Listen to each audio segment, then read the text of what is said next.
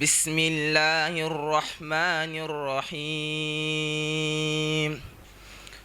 الله ولي الذين آمنوا يخرجهم من الظلمات إلى النور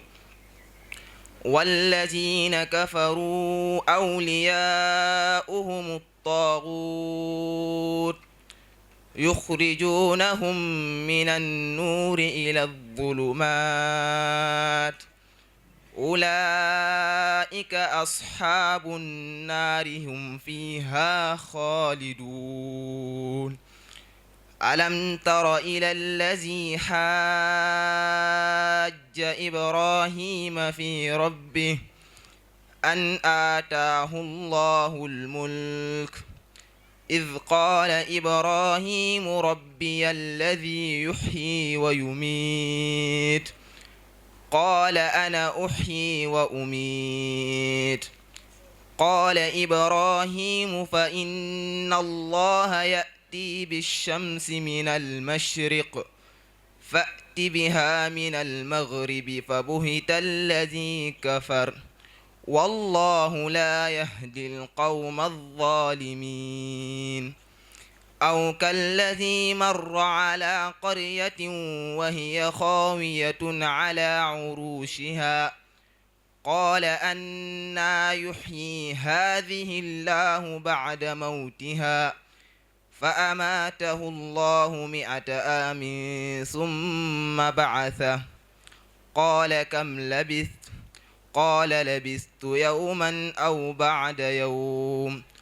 قال بل لبثت 100 عام فانظر إلى طعامك وشرابك لم يتسنه وانظر إلى حمارك ولنجعلك آية للناس وانظر إلى العظام كيف ننسزها ثم نكسوها لحما فلما تبين له قال أعلم أن الله على كل شيء قدير. صدق الله العظيم. kala ko yiɗon e fayɓe nge ella muññira fi Allah subhanahu wa ta'ala. ha joni paraɓe ɓen no tora respectugo règlement intérieur ji ɗin ka dara kala no maɗi règlement ji intérieur ji te hunde wawata yohude hara en respectade règlement intérieur ji ɗin. a yeyi paramɓe boyi iɓe andi duɗal ngal no haɗi fayɓe yoɓe jonne mbuuɗi eɓe haɗi duɗal ngal e jonne portable ji kono woɓɓe suuɗa ƴetta mbuuɗi ɗin naada hayke nder mburu walla ka nder sakuji jonna fayɓe ɓen eɗa andi oustage no haɗi ɗum ɗo a waɗa bonnande oustage te a andani. aɗa respecten règlement intérieur ji ɗi on jonnama jour visite on halnama on jour ɗon on jour ɗon si feƴƴi wata aru ka duɗal sa ari jour mo wona jour visite haray a lutodiri e règlement intérieur ji ɗin haray a ala wallitade oustage ko hikkiɗo kon ha joni paramɓe ɓen no tora wallitagol duɗal ngal financièrement yaltinen jawle mumen ɗen wallito ɗon duɗal ngal par ce que eɗen andi fayɓen koɓe yoɓata kon ɗum ɗo wata wadde couvert nguure mabɓe on ka nder dar hiɗen andi goto kala si tawi baykum mo ana ko suudu a dépense e makko ko ɓuuri 1000 francs journée ko ɓuuri 1000 francs journée a dépense ɗum e makko yon sa addimo ka duɗal a yoɓi tum paiement imma ko 35 000 yoɓuɗa walla ko 40 000 yoɓuɗa sikkuɗa yoni wallahi yonani taw no heddi sa yoɓi ɓeydi tum hay say ko sukkar goro sukkar addata jonna Cheikh Aboubacar hay say ko beurre addu hay say ko sokola addu hay siko omo ɓeydi tum fi on ɗum wallitogol duɗal ngal wallitogal duɗal ngal financièrement ko hikki ɗon kon paramɓe ɓen ha joni no tora kippugol kamɓe kadi jande fayɓe ɓen sa ari visite lando paykuma ko honto hatti heɗitumo ndaɗa janden say no selli ko wunji kon iske no ɓowri wata ari e darugol payko iske o ñaami ha o haari iske himo lootade iske ko honto woni e walude wana ɗum ɗon addirɗamo ko duɗal sawno ko ñamugol ha haara a jogitotonomo ka suudu so tawno ko lootagol a jogitotonomo ko suudu ko addeɗamo ko fiyo janggo so ari daaru iske himo jangude iske himo avance ude ko ɗum ɗon hanɗa kippude kono paran ɓen eɗen andidiri min komi joguiɗo duɗal ko woni alde ko lan andi moƴƴa koyki ɗon kon ha joni woni heɓugol confiance e Cheikh Aboubacar neɗɗo sa jonnimo ɓiɗɗo ma hoolomo kono woɓɓe ɓen ɓe holotako oustage hay si ɓe ari woɓɓe ɓen faltide visitude hay suudu oustage naataka suudu oustage anda oustage ko honno wonniri toon wona kam fi toilette ji ɗi ɓe naata e fof honto confiance o woni asika hoole oustage ko hikki ɗon kon konngol ngol no juutude woni ha joni angal bonnugol inde duɗal ngal sa naɓi paykumma ka daara a yehi ha faalaɓe mo yaltinde ka duɗal yaltinmo ka duɗal so tawi ella waɗi ta bonnu inde duɗal ngal de si tawi a nanoyi goɗɗo ka yaasi no faala addude paykum mum kun ka daara ka cheikh aboubacar tawi no heewi toon wata naɓu ɗon paykum ma min mi namoda ɗon payku an ko ɗum ɗo yaltoyi o waye a sorti paykum ma ko deƴƴu sa wata haalde ko moƴƴi e duɗal ngal wata bonnu inde duɗal ngal ko sakkiti kon paramɓe ɓen haray min wasi on ha joni yaafo al afu woni heɓugol assamaha yaafodiren ella la shakka waɗay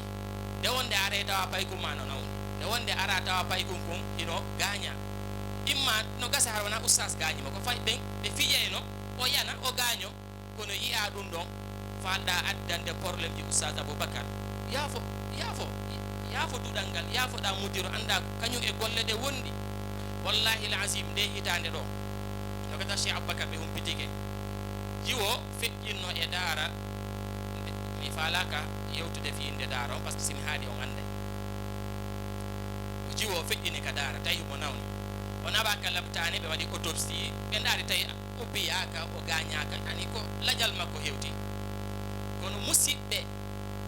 kum paykun ɗon ɓe fuɗɗinude baaben payinku yo portu plainte oustas fiyo num payko himo feƴƴini ka daara wallahi lasim ɓe fuɗɗi haalde ɗum ɓay men humpitike ɗum ɗon amir amen humpitike ɗum ɗon cheikh abdallah bari ɓe huɓɓini oto maɓɓe ɓe yeehi ka parent d'élève jon ɓe yewti e makko ɓe innimo wata wonu sombo yo duɗal qur'an yo ferme fi ɓiɗɗo ma ino feƴƴini ka daara on ɓiɗɗo ma ɗo no wawno feƴƴinde ka barji no wano feƴƴinde ka amete ka fijete kono allah arsikimo yo feƴƴin ka duɗal ka jangete qur'an ɗum ɗon ko nema ɗum ɗon ko ni'ma ɗum ɗon ko dalilun ala shahada ko mayuɗo e lawol allah subhanahu wa taala parent jon yewta haw inni o muññike fi allah subhanahu wa taala o yaafike fi allah subhanahu wa taala te ɓiɓɓe ɓe o jogiti ɓen ka suudu o ƴette ɓen noon kadi o daɓɓiteɓe kadi e on daara ɗon kadi allahu akbar neɗɗo ko ni hani wawde kono wona wonugol sombo ha duɗal yo ferme woɓɓe parent ɓe wallahi a hulay sa kala gol oustaz so wattanade he ɗum ɗo min yahay police min yahay ko police wonduma nge oustaz police wonduma nge oustaz honto a sabr honto al afu honto a samaha haray musidɓe konngol ngol juuti kono ko ɗum ɗo haɗi mi nulano yo mi hewti on jasakumullahu khairan barakallahu fikum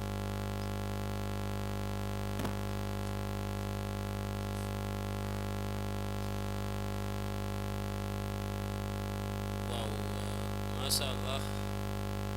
xam naa de la muy bëri radiyallahu anhuma anna rasulallahi sallallahu alayhi wa sallam qaal innama mathalu sahibi alquran kamathali sahibi alibri almuaqqala in ahada alayha amsakaha wa in atlaqaha dhahabat rawahu bukhari wa muslim القرآن الكريم هو مصدر الهداية الربانية وهو هذا النور الذي يضيء لنا حياتنا فنرى الخير دائما واضحا من خلال توجيه القرآن الكريم ونرى أيضا حينما نقرأ القرآن الكريم فإنما نقرأ كلام الله سبحانه وتعالى الذي يملأ القلب نورا ويملأ الصدر طمأنينة حينما نكون من أهل بكتاب الله سبحانه وتعالى نرى الحياة فيها الهدى وفيها الرضا وفيها السعادة القرآن الكريم هو مصدر سعادة لكل مسلم أن القرآن الكريم هو حياته تلك القروض كالماء الذي ينزل على الزرع فيجعل الأرض مطلعة بالخضرة كذلك القرآن الكريم حينما يقرأ الإنسان وحينما يتعلق به الإنسان فإنه يكون بابا من أبواب الخير في الدنيا والآخرة لكن الإنسان يحتاج إلى معاهدة القرآن الكريم يعني المحافظة على القرآن كما قال عليه الصلاة والسلام هذا الحديث الذي يبين لنا أن الإنسان الذي يحافظ على ورده من القرآن هو الذي يحفظ القرآن ويداوم على قراءته حتى لا ينسى. القرآن الكريم يكون دائما على قراءة كتاب ربنا سبحانه وتعالى تاليا له آناء الليل وأطراف النهار. ولذلك النبي عليه الصلاة والسلام يأمرنا بتعاهد القرآن الكريم. وفي الحديث عن ابن أمامة رضي الله عنه قال: سمعت رسول الله صلى الله عليه وسلم: اقرأوا القرآن، اقرأوا القرآن، اقرأوا القرآن فإنه يأتي يوم القيامة شفيعا لأصحابه. رواه البخاري ومسلم عن نواس بن سمعان رضي الله عنه قال: سمعت رسول الله صلى الله عليه وسلم يقول: يؤتى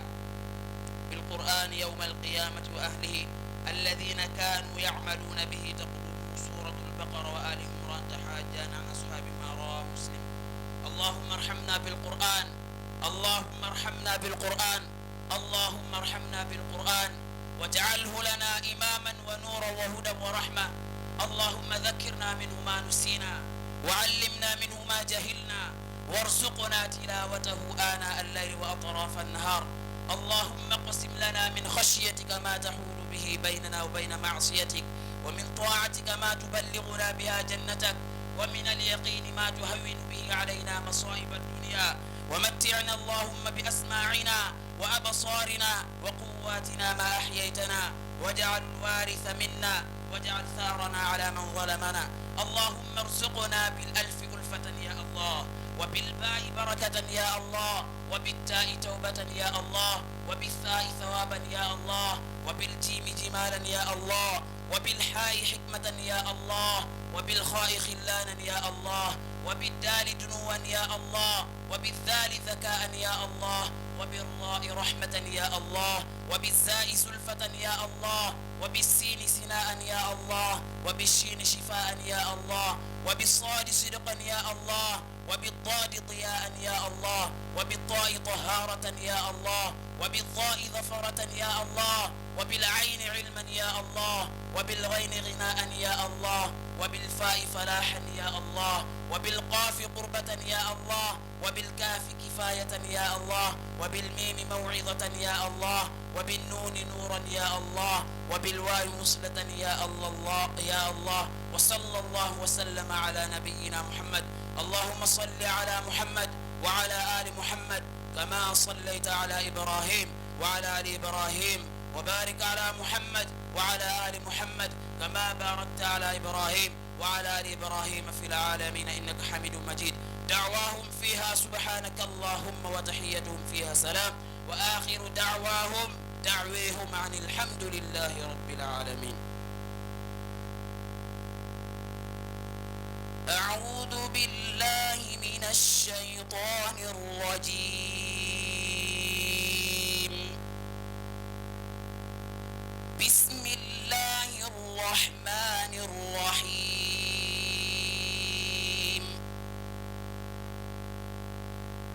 عسى ربكم أن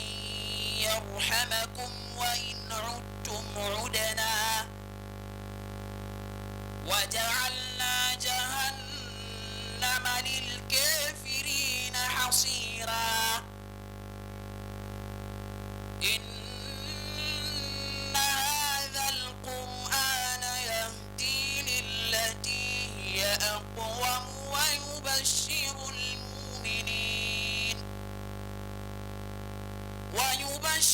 المؤمنين الذين يعملون الصالحات أن لهم أجرا كبيرا، وأن الذين لا يؤمنون بالآخرة أعتدنا لهم عذابا أليما. ويدعو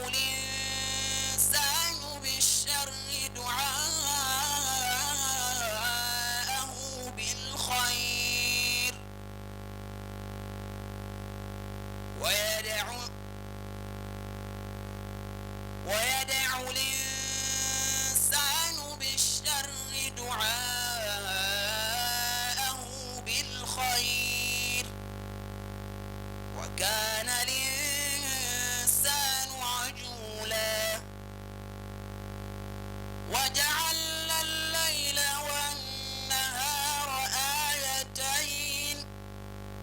وجعلنا الليل والنهار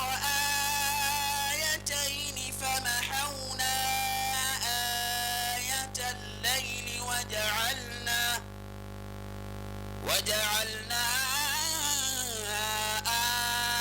آية النهار مبصرة لتبتغوا فضلا من ربكم ولتعلموا عدد السنين والحساب وكل شيء فصلناه تفصيلا. بسم الله الرحمن الرحيم. وراودته التي هو في بيتها عن نفسه وغلقت الأبواب وغلقت الأبواب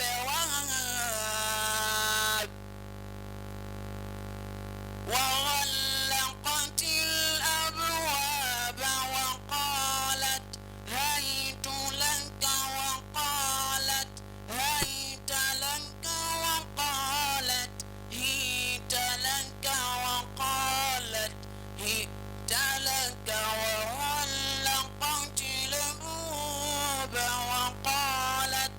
هيت لك قال معاذ الله إنه ربي أحسن مثواي إنه ربي أحسن مثواي إنه لا يفلح الظالمون. صدق الله العظيم. بارك الله فيك. الله فيك. طيب dañuy war a dem julli incha allah. قلوبهم الحمية حمية الجاهلية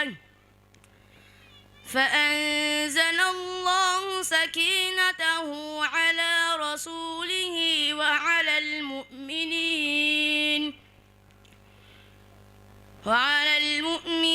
وألزمهم كلمة التقوى وكانوا أحق بها وأهلها وكان الله بكل شيء عليما. لقد صدق الله رسوله الرؤيا بالحق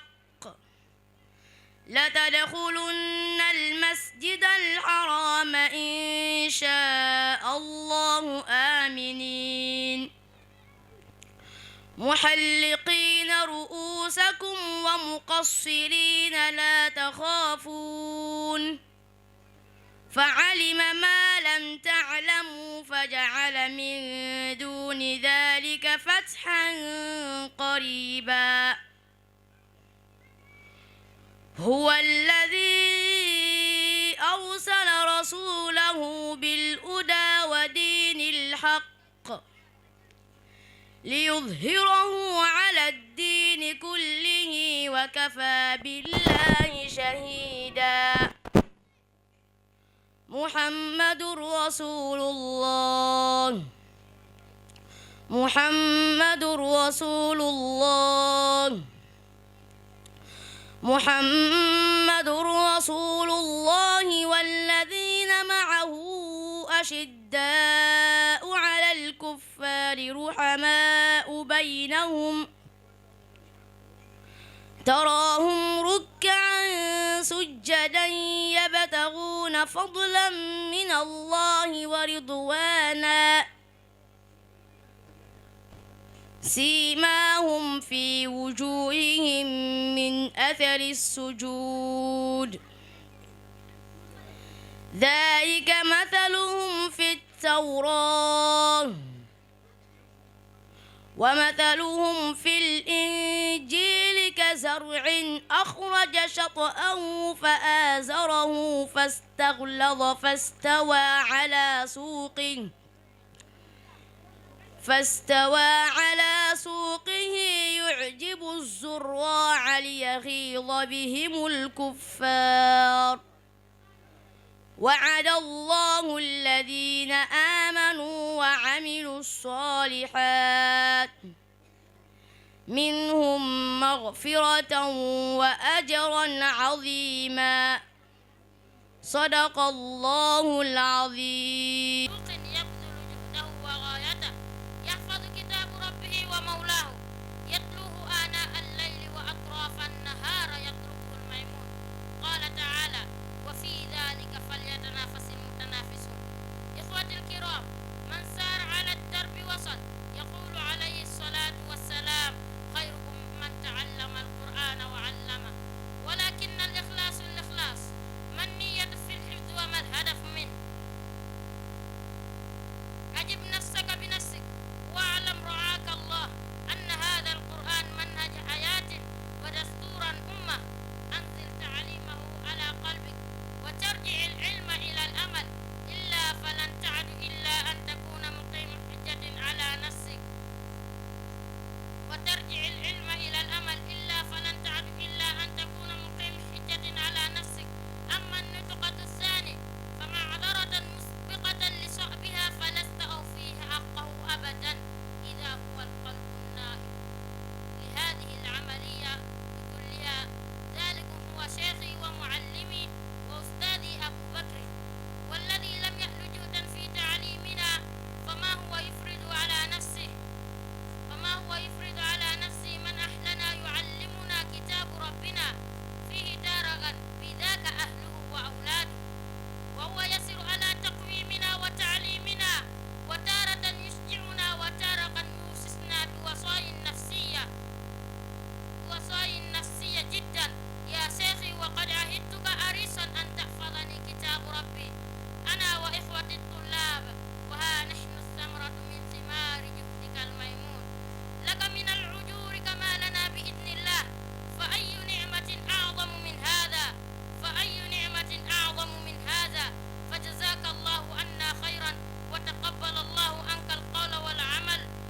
فواصل العطاء واستمر في البناء وادعو زملائك الأفاضل لمثل هذا العمل كي ينتشر الخير ويعم النفع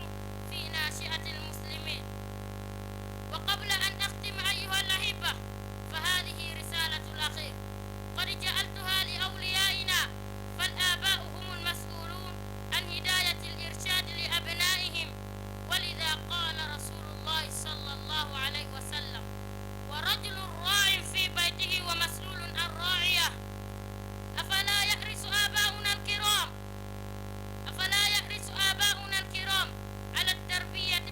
على التربية الصادق والعمل للمستقبل البعيد أو القريب؟ فإن اللبن من سعي الأب، وصلاحه أنفع ما يكون لوالده بعد موته. قال صلى الله عليه وسلم: إذا مات ابن آدم انقطع عمله إلا من ثلاثة، وذكر منها ابن صالح يدعو له، فإن لم يكن صالحا فبماذا عصاه؟ أن ينفعه فبادروا وفقكم الله لمرضاته إلى التربية الناجعة الشرعية. وأسأل الله تعالى أن يجعل اجتماعنا مرحوما وتفرقنا من بعد معصوم. وصلى الله على سيدنا محمد وصحبه وسلم. والسلام عليكم ورحمة الله وبركاته. وعليكم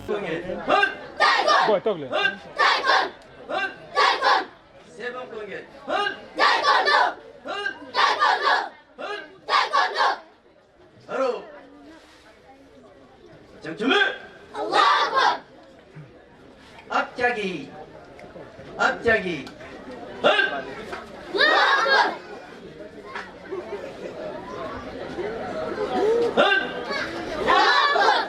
이거 얼마 땄어?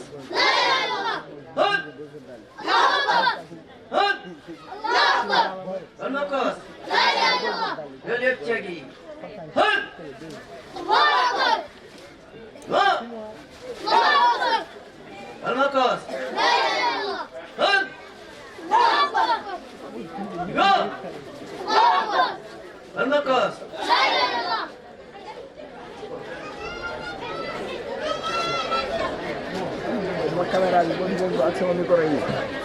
옆자기 옆자기 헐 الله أكبر 이거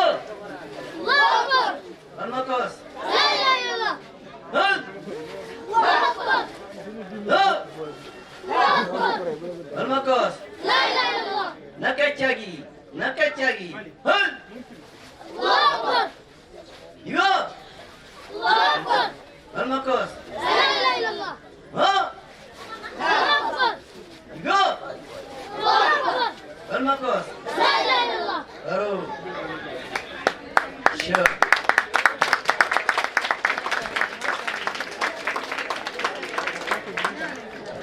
마사보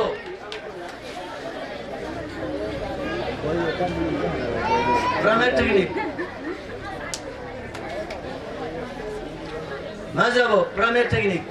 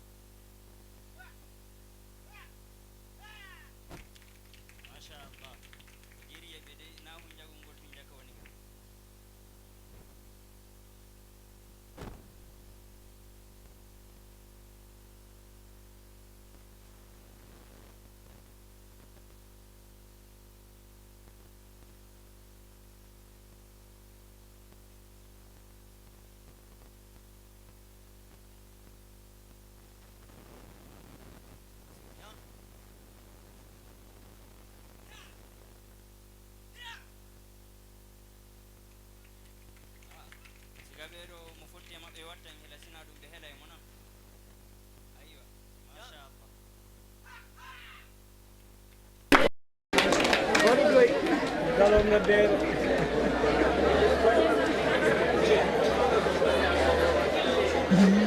시작.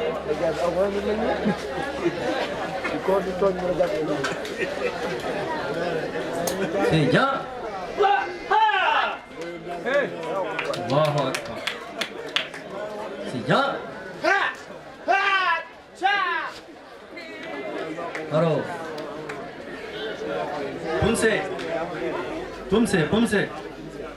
맞죠? 다음에 봄새 맞죠?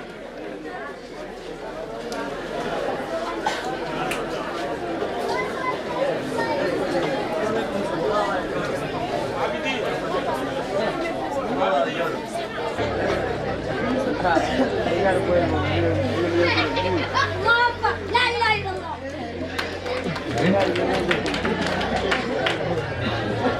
poñe da lay gaañ de ko poñe ak ci erreur de الله أكبر dugal na la ci waaw machallah technique ji la baat wat ko doxee ginnaaw de الله أكبر لا إله إلا الله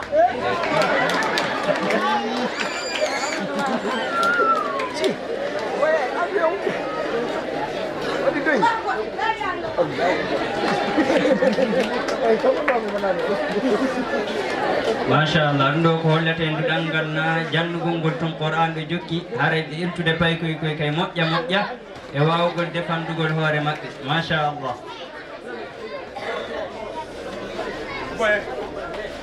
الله أكبر لا إله إلا الله aha الله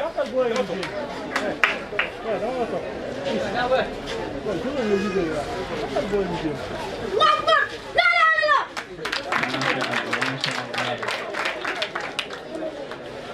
الله أكبر لا إله إلا الله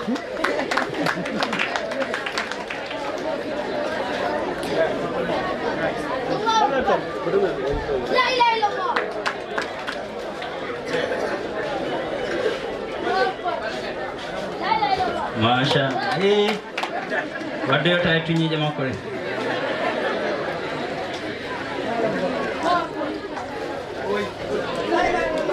machallah ɗum ɗo fof ko technique ji ɗi tawata neɗɗanke on si wawi ɗi na won ɗo o yawtomo boy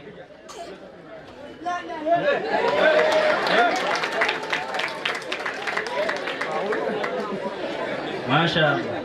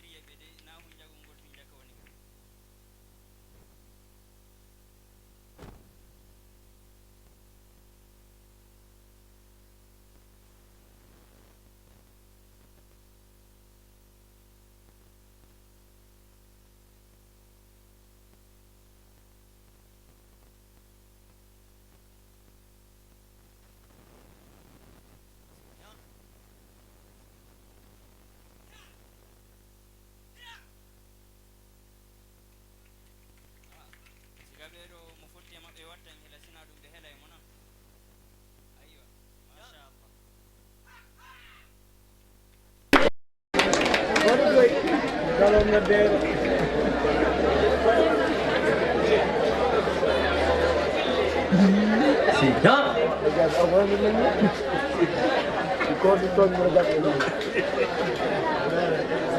Siap. Allahu Akbar. Siap. Haro. Pumse. Macho. Rana pumse. Macho.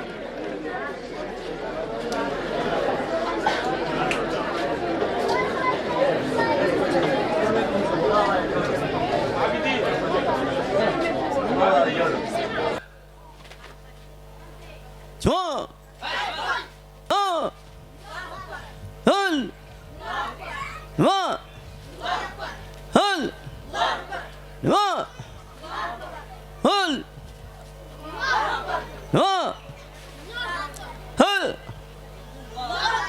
와. 헐. 바로 셔.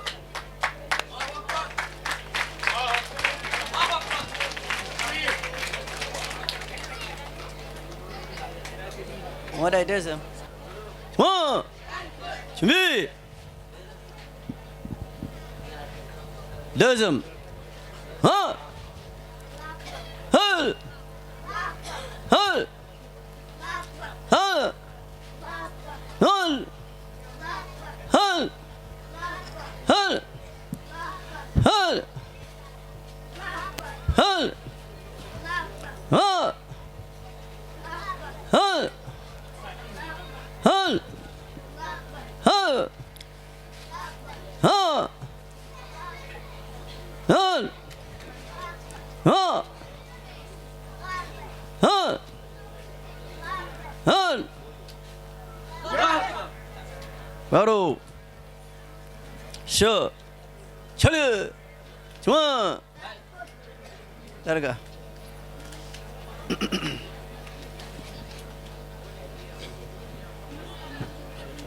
có mang cây ní đây là cơm ngoại hai trong nó đã biết đi đàn طيب راي ɓe holli ɓe ɓutuno ko ɓuri ni kono ko tan on raɓɓiɗi ɗen faala tongutugol jama on kay biidnillahi taala ara en anndi koye ɗo pay koye mo fotti e makko yo wattan hila dey sina ɗum ɓe wawi ittude ñiire makko aywa haray kelmaco Bismillahirrahmanirrahim. Alhamdulillahi rabbil alamin. Summa salatu wassalamu ala rasulillah wa ala alihi wa ashabihi wa man tabi'ahum bi ihsan ila yawmiddin wa ba'd. Assalamu alaikum wa rahmatullahi wa barakatuh. Bawnde yettuɗen Allahu tabaraka wa ta'ala toraniɗen nelaɗon sallallahu alayhi wa alihi wa sallam yettuɗen Allah on e oɗo nema mo nemini on waɗugol en taw yimɓe waɗa en kañum kadi julɓe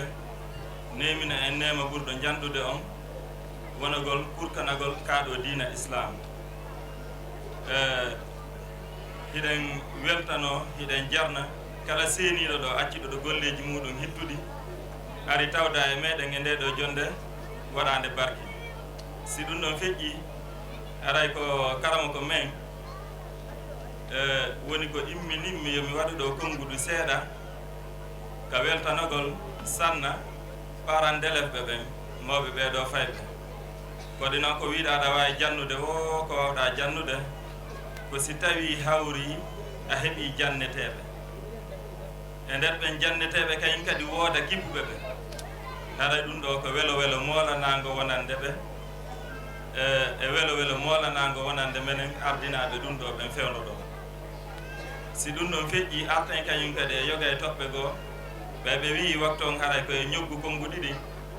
waktu on o juuta ha ko seeɗa ni woni ko ɓeyditeten ɗo ko waɗi noon sen addi ɓural alqur'an woodi karmakoɓe yawtuɓe waɗanɓe en ɗum sen addi fi neediji fayɓe ɓen woodi addanɓe en ɗum ɗon sen addi fi wasiye fi yo fayɓe ɓen heɓu wasiye timmuɗo ɗum ɗon kadi woodi addanɓe en ga e yoga e karmakoɓe meɗen yo Allah ɓe yoɓuɓe joddi aljanna hara enen ko ɓeyditeten ɗo koko woni e nder daara on kon ga iɗen jogii programme ji e piiji mankanɗi en seeɗa wonande enen paran d'élève ɓen haray noon hina fi haray hiɗon yawana hiɗon weltana hiɗon jarna kono si tawi hawri ɗin ɗon kadi ɗi manki nder ga laƴinay daara on moƴƴa woni wona honɗini fayɓe ɓen nde hino jannga ɗo si hitande nden udditi haray wooda e yoga e matériel ji individuel ji ɗi pay ko gotum joganto hoore mum yondire e document ji ɗi o duwa janngirde haalaji ɗi o janngirta ɗi woni siko français woni siko anglais woni wono o eltal ɓanndu ko ko yiiden ɗo o yiiro wande e haare mo ɓe maɓɓe no jogii teni timmuɗo ko waɗira eltal ɓanndu o hikka ɗum ɗon waawali newaade ko honɗum woni sabu ɗum ɗon haray ko participation parent d'élève ɓe woni ko manque mum seeɗa ko ɗe noon en anndi karamo koye men ko kamɓe kippani en ɓeeɗo fayɓe ɓe ala hay nokku ko ɓe yaha ɓe ala magasin ɓe ala ngesa ko ɓe dawa ɓe wawa addude ɓe finance ɗum ɗo haray ko enen parent d'élève ɓe ɓen immoto daro wakkilo wallitoɓe surtout noon e ɓeɓe ɓe ƴettata jannugol ko ko wiyete internet e o français on yippay ko gu feƴƴani en ɗo waɗani en français ɓe ƴetta e arabe ɓe firta e français maɗum ɓe ƴetta e ayeje goo ɓe firta e français anglais on kon waka sari e ko jokkite ɗum ɗon on kañum kadi fayɓe goo busnoɗo joni no wawi gollirde internet on sa jonniɓe ɓe andi on no ɓe udditirta e no ɓe natirta nder ton ɓe waɗa yoga e piiji goo ɗum ɗon kadi alhamdulillah haray parent d'élève ɓe min wakkilineɓe min ɓeyde ɓe suusinde ko waɗi noon si neɗɗo hoolike ma ƴetti pay ko mum jonnima haray ko ɓay haray mo hoolima e muñal yoga kañum kadi an kadi ko accitata yondinora ɗum ɗon pay ko gondugol e makkum ka suudu ɓayɗen andi ɗum ɗon kañum kadi battina e moƴƴa se ƴetti ɗum ɗon fof en waɗiɓe juuɗe maɓɓe haray kadi na en welsindo fiyoɓe janngu jande nen ko ɗum woni ko addi ɓe ga ɓe arali ga fijugol ma waɗugol goɗɗum ngo ko fi janngugol tun addi ɓe ga joni noon e nder ko ɓe janggata toon kon se weltidike addangol ɓe matériel ji ko ɓe janngirta kon ɗum ɗon wona e sabu ko laƴini jande maɓɓe nde si ɗum ɗon feƴƴi men heeɓi probléme financiére nde ɗo hitande ɗo ko tiiɗi si on daari yoga e ko haldano aɗa suuma e han suuma e on han hewti ko woni ɗo on ni Allah waɗi yoga Allah on newnani ɗum addugol kono woodi kadi yoga ɓe tawata newanaki ɗum ɓe wata yide ɓe sali kono newanaki ɓe haray ɗum ɗon kadi na en welsindo e mum wona num fuɗɗorani on ɗo on ni karmo ko meɗen ko kamɓe kippanta en paykoy ko enen kadi kippen ka yaasi ndaren honno walliteten ɓe han paykoy ko heɓa résultat ɗaɓɓaɗo par ce que ɗum ɗo fof ko yiɗen ɗo kon hay goto fillantake ko feƴƴi ɗo kon e yi golle puisse waɗe e nder nde ɗo hitande ɗo si yeehi ha en heeɓi sappo e tato hunjiɓe ɗum na sama kala no jooɗagol dartingol ɓen tum wonande jannguɓe alqouran e anduɓe fi muɗum ɓe andi ɗum ɗon na sama kala noon alay koyen wattu yila e ɗum ɗon fof ɓay noon haray ɓenni nayo konnguɗi ɗin cuutu ha aray simi ɓeydita e ɗo haray parandeleɓe ɓen yoɓe wakkilo kadi tumande noddita ɗo parandeleɓe yo fottu hara ɓe jogui conférence parandeleɓe waɗugol suura maɗum hara ɓe jogui koɓe duwa yewtidude e fi ko yowdiri e dara on hara yoɓe hettoɓe ara ko waɗi noon si karama kojo on hettanike pay kumkum hitade lebbi sappoygo ma lebbi sappo imo jogitanima pay kumkum fiya hetto ñallal gotal accita golleji ma ɗin ara tawdeɗa e diisodiro waɗetego ngon fi ha wawon andude ko e laawol holngol wonɗon e yaade ha wawon arandude so majjodiri tun haray moƴƴaali barandeleɓe ɓen e élève ɓen e karamakoɓe janneɓe ɓen hana majjodirde haray ɓay haray ɓenni konnguɗi ɗi nayi juutu ha mi daro waɗo haray min weltano onon arɓe ɗo ɓen fof min jarna on yo Allah waɗan on baraji nafayɗo on waɗana on kañum kadi joddi muɗum ndi joddi aljanna nafira en ko fayɓe meɗen ɓen okka en barkiji gande maɓɓe ɗen ara wonali ko ɗo tum woni ko hadde e maɓɓe alay assalamu aleykum wa rahmatullahi wa barakatuh wa aleykum oustaz kon nañu toog fekkee kado oustaz inchallah fu ñu koy joxee kadoom tayib bi iznillah kado gi dañuy woo Ibrahima Thiam mu ñëw joxal ñu oustaz kadoom kado bii nag kenn ci ndongay oustaz moo ko defar jox ko ko yaakaar naa sànq ki fi doon wax ci turu oustaz di Ibrahima Ciss wax na fa am na ndongo boo xamante ne oustaz moo ko jàngal mu ber daaram ndongo boobu moo defar kado bi jox ko oustaz kon loolu vraiment mbégte la kontante la ci li nga xamante ne mooy oustaz ak ñi nga xamante ne mooy njabootam ñépp yal na yàlla barkeel yal na yàlla bëriyal moroomam insha allah ay oustaz bismillah tafaddal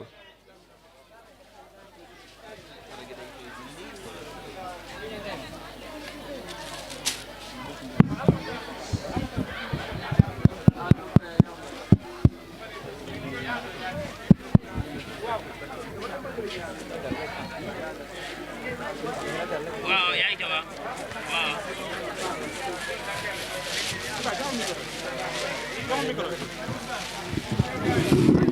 wàccal tuuti waaw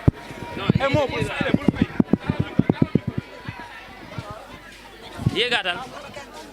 baax na Malick baax na waaw wàccal tuuti rek baax na waaye baax na noonu baax na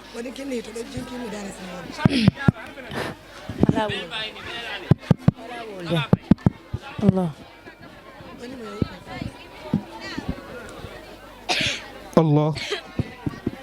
Allah Allah masha Allah gis ngeen cadeau bi nu mu yànjee am na kaamilu alquran am na jàllaaba am na sijaada am nay dàll lépp loo xamante ne daal nit vraiment boo ko joxee mu kontaan mu ngi ci biir bi si njëkk mooy alquran bi ñaareel bi mu jox ko sijaada pour julli ñetteelu nuñ koy tuddee jàllaaba lu muy sañsee tabaski ak dàll masha Allah barakallahu fiik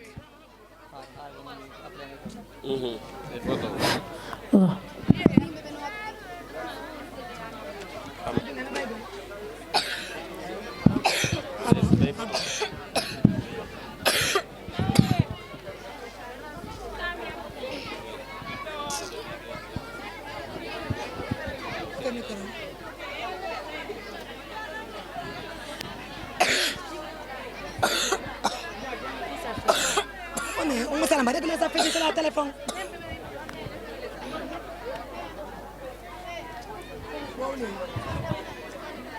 Wow.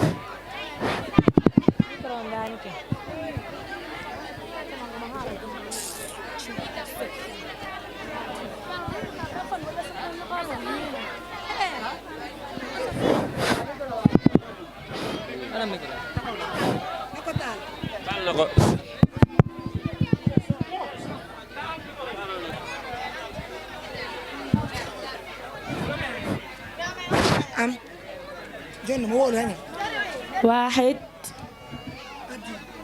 اثنين ثلاثة